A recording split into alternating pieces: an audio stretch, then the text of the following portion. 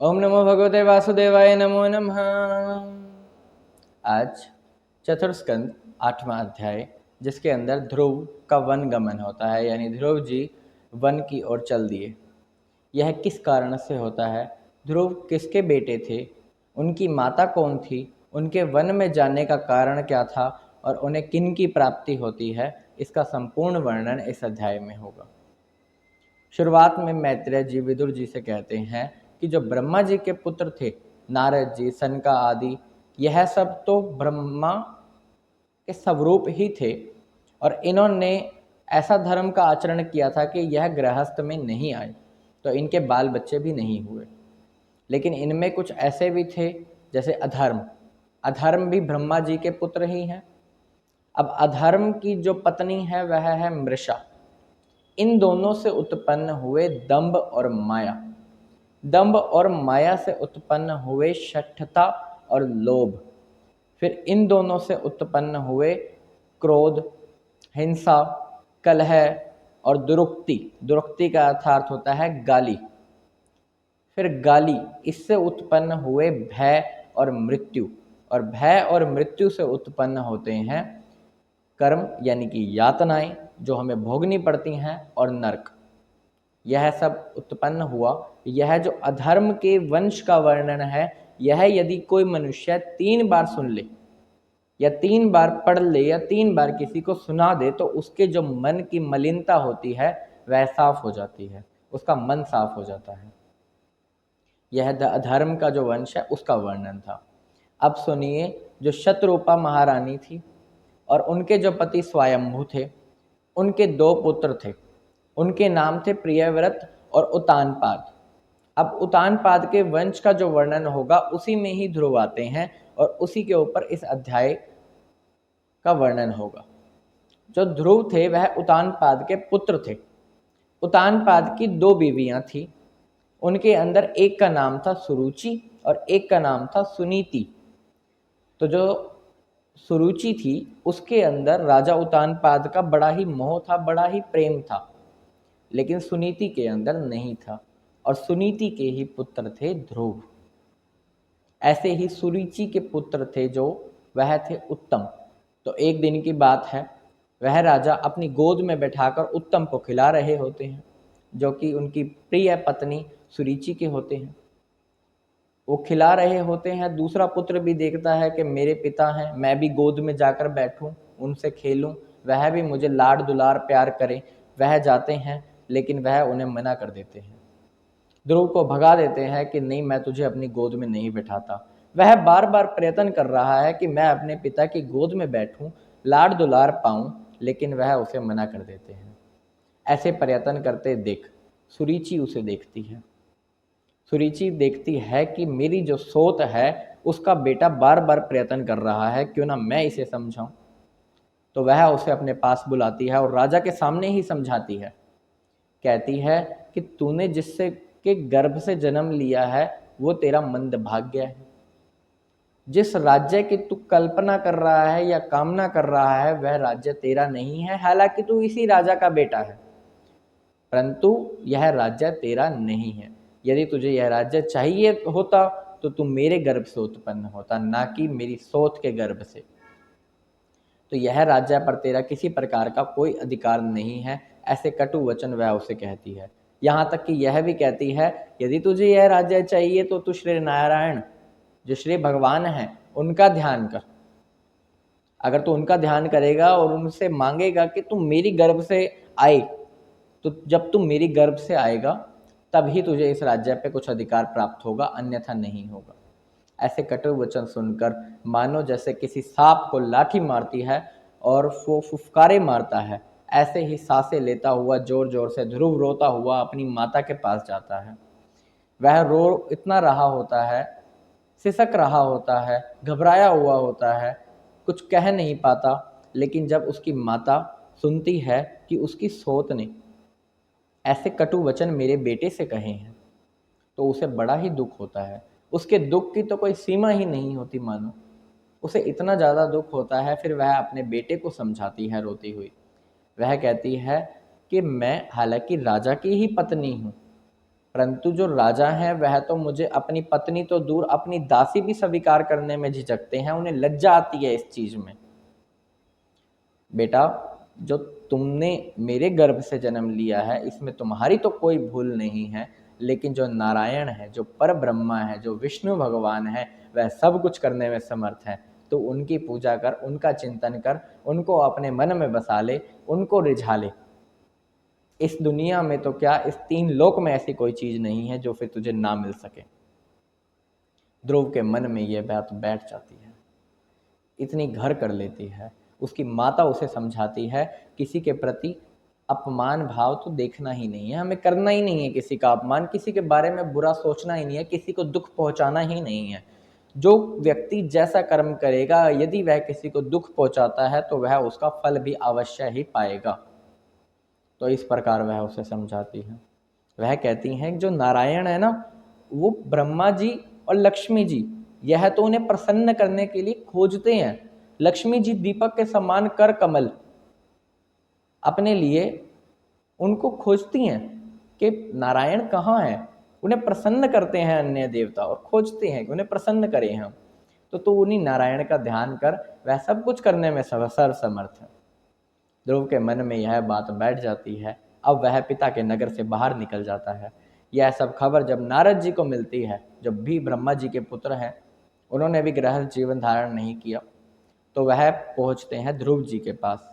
वो मन में सोच रहे होते हैं इस बात को कि यह कैसा क्षत्रिय पुरुष है जो इतना छोटा है, 5 वर्ष का है, और इसके मन में इतनी बातें। इसको लग रहा है कि मेरा मान हुआ है, मेरा अपमान हुआ है, मेरा सम्मान हुआ है या नहीं हुआ है। इसको इस उम्र में यह सब नहीं लगना चाहिए। तो वह उसके पास जाते हैं। पहले तो अपने कर कमल को उसके मस्तक पर रखते हैं, जो पाप राशि को नष्ट कर देने वाला है। फिर उसे कहते हैं, बेटा ध्रुव, तुम तो अभी केवल 5 वर्ष के हो, तुम्हारी तो खेलने कूदने और मस्ती करने की उम्र है। यह तुम कहाँ मान सम्मान के चक्रों में पड़ रहे हो। तुम्हारे जैसे बच्चों का क्या मान और क्या सम्मान। तुम इस मान को मत मानो, वह भी तुम्हारी माता ही है। जो सुख दुख है उसका मेन कारण यही है मोह, जो परमात्मा के जरिए मिल जाता है। चाहे वो सुख हो चाहे वो दुख हो, यदि उसे अपनी सम्मति से स्वीकार कर लिया जाए तो वह हमें लगता नहीं है, फिर हमारा मन शांत ही रहता है। हमें 3 बातों का ही ध्यान रखना होता है। पहला, यदि हमें कोई हमारे से ज़्यादा गुणवान व्यक्ति मिले तो हमें उससे प्रसन्न होना चाहिए। यदि हमसे कम गुण वाला व्यक्ति मिल रहा है तो उस पर दया करनी चाहिए। और तीसरा, समान गुण वाला मिल रहा है तो उससे मित्रता करनी चाहिए। और जो दैववश हमें सुख और दुख मिल रहे हैं, इन दोनों में ही हमें प्रभु की सम्मति समझकर इसको स्वीकार कर लेना चाहिए, जिससे हमारा मन शांत रहेगा। मोह के कारण ही सुख और दुख मिलते हैं। ऐसा उपदेश नारद जी अब कर रहे हैं ध्रुव जी को। ध्रुव जी कहते हैं कि मैं क्षत्रिय स्वभाव का हूँ, ये जो आपका उपदेश है ये मेरे मस्तक में नहीं बैठ रहा है। जो माता ने मुझे ऐसे ऐसे कटु वचन कहे हैं वह मेरे को चुभ गए हैं, मेरे दिमाग में बैठ गए हैं। जो मेरे दादा परदाता ने भी पद प्राप्त नहीं किया, वह उच्च पद, 3 लोकों में सबसे बड़ा पद मुझे प्राप्त करना है, ऐसा ध्रुव जी की सोच है।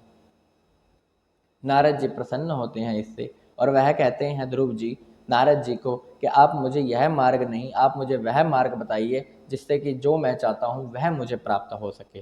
फिर नारद जी कहते हैं कि जो तुम्हारी माता ने कहा है तुम उसी मार्ग पर चलो, वही तुम्हारी इच्छा पूर्ण करने वाले हैं। हालांकि कितने ऋषि मुनि, कितने गण हजारों वर्षों तक तपस्या करते हैं और उनके मार्ग को खोजते हैं, लेकिन उनका मार्ग फिर भी नहीं मिलता। लेकिन ध्रुव, तुम डरो मत, तुम अपनी तपस्या पर अग्रसर रहो। तुम रेचक, पूरा, कुंभक, जिसको लोम विलोम बोलते हैं, इसके द्वारा अपने मन को शांत कर लो और उन प्रभु का चिंतन करो। किस प्रकार चिंतन करो वह उसे समझाते हैं। तुम देखो कि प्रभु तुम्हारे सामने हैं, तुम्हारे मन मंदिर के अंदर है। उनका श्रृंगार कैसा है, उनका रूप कैसा है, कितना सुंदर है। उनके कानन में कुंडल है, कौस्तुभमणि जो है गले में शोभा दे रही है। जो उनके होठ है वो लाल है, जो उनकी आंखें हैं वह रत्न के समान है, डायमंड के समान है। उनका जो शरीर है वह रेशमी पीताम्बर से लगा हुआ है, उनके जो पाँव हैं उनके अंदर नुपुर है सोने की, और वह तुम्हारे सामने खड़े हैं और मुस्कुरा रहे हैं। इस प्रकार तुम उनका मन में चिंतन करो। जब तुम उसके अंदर पूरा तल्लीन हो जाओगे, लीन हो जाओगे, तब तुम्हें और कुछ दिखेगा ही नहीं और तुम वहां से वापस ही नहीं आ पाओगे। जो प्रभु के रूप का चिंतन है यही तुम्हें करना है। प्रभु तुम्हारे सामने है और मंद मंद मुस्कुरा रहे हैं, ऐसा मन में भाव लाओ। तुम उनकी पूजा करो। उनकी पूजा किस प्रकार? जो वन के अंदर चीज़ें मिलती हैं उन्हीं से। फल लाओ उनके लिए फूल लाओ, वह सब उनको अर्पण करो। यदि वह नहीं तो किसी शिला को अपनाओ, उसका पूजन करो। यदि वह भी नहीं तो पृथ्वी और जल, यह तो है ही, इनके अंदर ही भगवान की पूजा आराधना करो बस। लेकिन शुद्ध मन से, बिना कामना से, उनसे बिना कुछ पाए कि हमें कुछ नहीं चाहिए, ऐसी कामना करते हुए उनका चिंतन करो, वह अवश्य ही तुम्हारे सामने आ जाएंगे। उन्हें आना पड़ेगा क्योंकि भक्त की शक्ति यहाँ पर भगवान से ज़्यादा हो जाती है। इस प्रकार वह ध्रुव को समझाते हैं नारद जी। ध्रुव अब परिक्रमा करते हैं और नारद जी के कहने पर मधुबन को चल देते हैं, जो कि तपोवन है, जहाँ पर तपस्या उन्होंने करनी है, वह वहाँ की ओर चल देते हैं। वह परिक्रमा करते हैं, नारद जी की आशीर्वाद प्राप्त करते हैं और मधुबन की ओर चल देते हैं। अब नारद जी जाते हैं राजा उतानपाद के पास। राजा उतानपाद के पास जाते हैं, उतानपाद जी को देखते हैं, वहां पर देखते हैं कि उनका मुख उतरा हुआ है, वह बड़े ही उदास लग रहे हैं। तो नारद जी पूछते हैं कि आपकी उदासी का कारण क्या है? आपके पास तो सब कुछ है, अर्थ धर्म काम सबकी आपको सुविधा है, आप क्यों उदास बैठे हुए हैं? वो कहते हैं कि मैं स्त्री के अंदर कुछ ज़्यादा ही लंपट हो गया था। मेरे पुत्र ने मेरी गोद में खेलना चाहा, लेकिन मैंने उसे मना कर दिया और माता के कटु वचन के कारण वह पुत्र यहाँ नगर से चला गया है। पता नहीं वह कैसा भूखा प्यासा होगा, पता नहीं उसने खाना खाया होगा या नहीं होगा।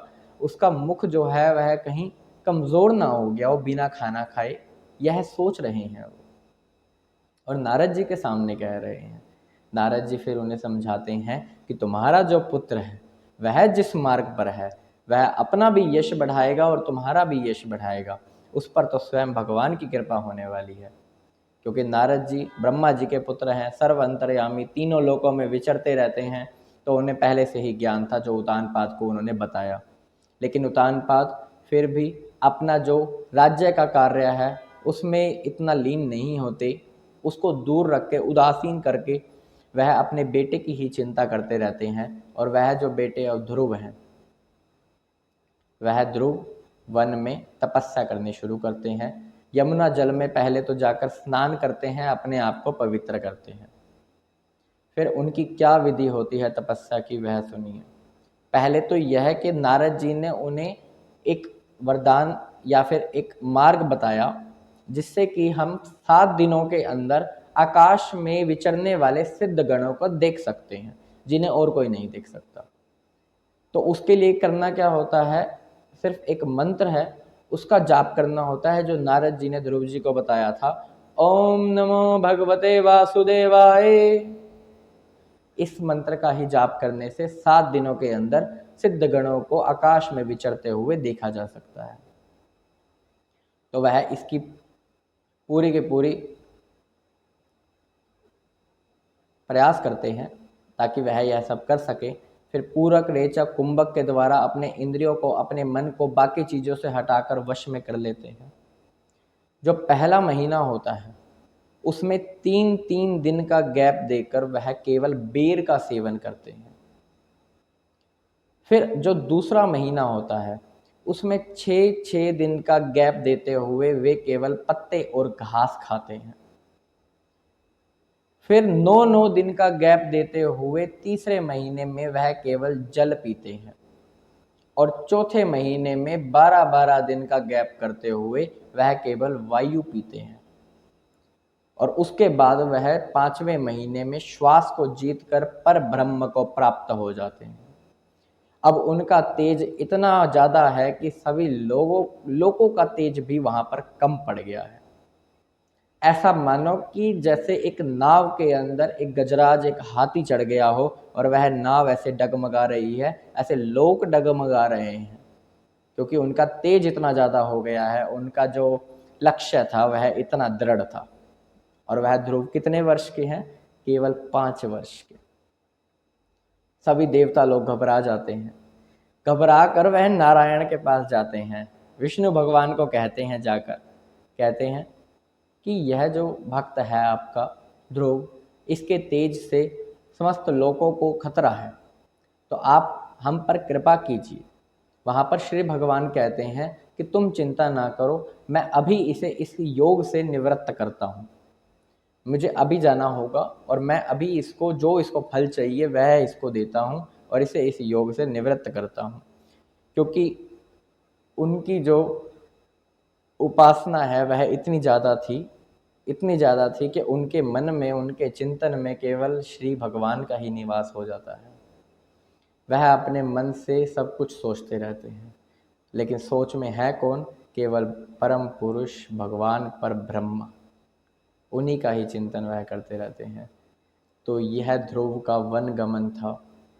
5 वर्ष की उम्र में माता के कटु वचन से नारद जी का उपदेश पाकर अंत समय में श्री भगवान को प्राप्त कर लिया। यह ध्रुव को मेरा शत शत प्रणाम है, शत शत नमन है।